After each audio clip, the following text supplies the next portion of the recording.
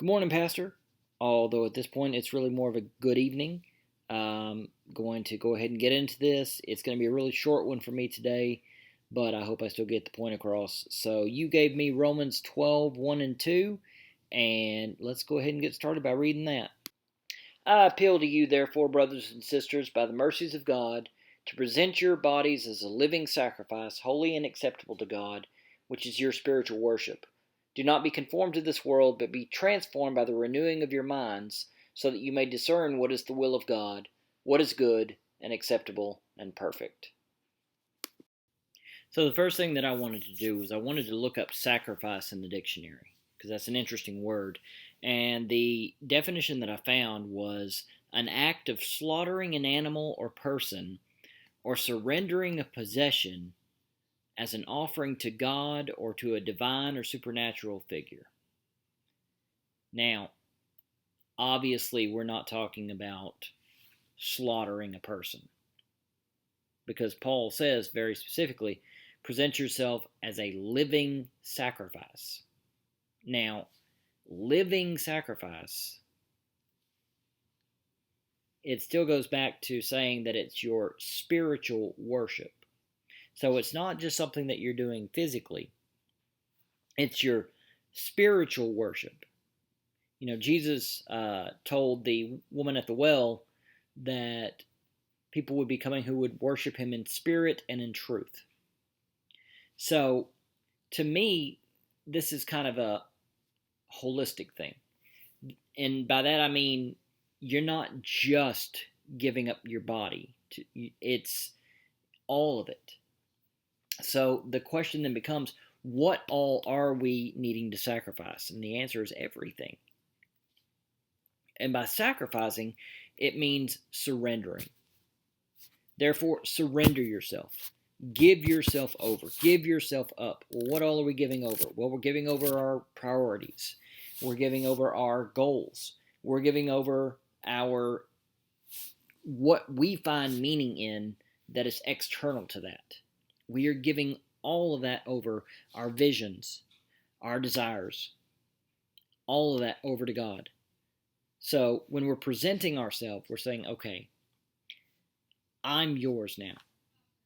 Whatever you want to do with me, whatever you would have me do, wherever you would have me focus, that's what I'm going to do. That's where I'm going to go. This is something that as ministers, this is something that we promise to do. This is something that as Christians, we say that we are going to do. And it is so difficult because we want to keep putting our hand back on the wheel. We want to keep taking control. We want to keep telling God, you missed a spot. Our fears, our concerns. We make it about us so many times.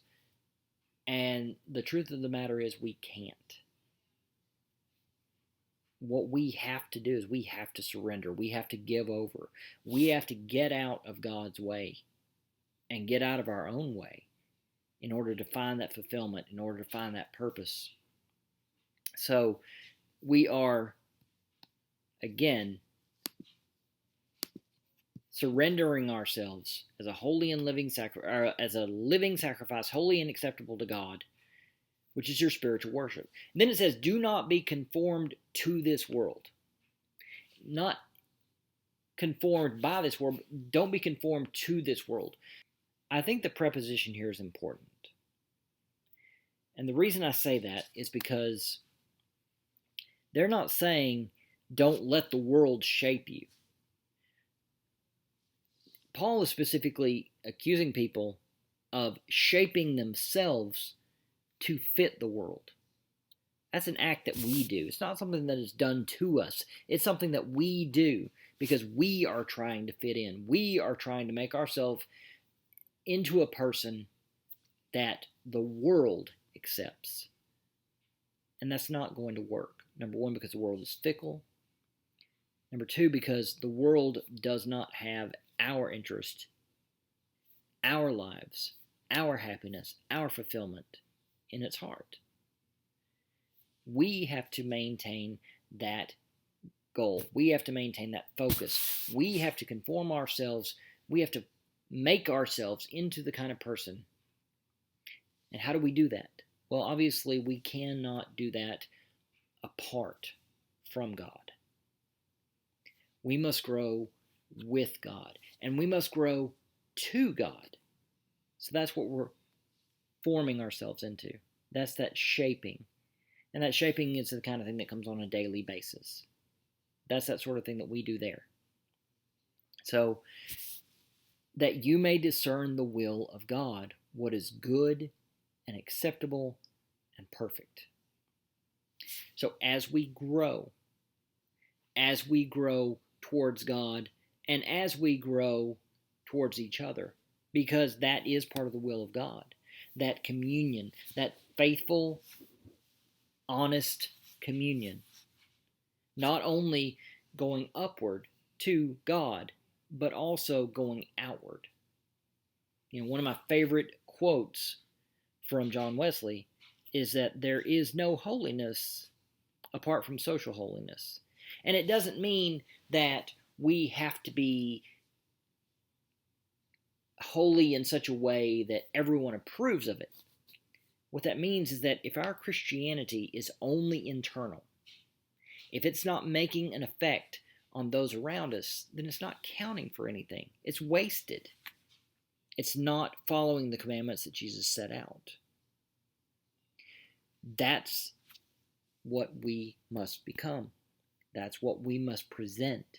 We must present the kind of holiness, the kind of faithfulness that conforms itself to God's will, that produces fruit, that affects those around us, that is willing to fight against what is wrong, what is unholy, and what is unjust, that is willing to follow the commandments that were put before us regarding not only how we treated ourselves, not only how we acted towards God, but how we acted in total.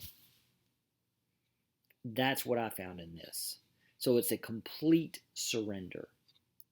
It is that act of moving forward and becoming the kind of person that God wants us to be.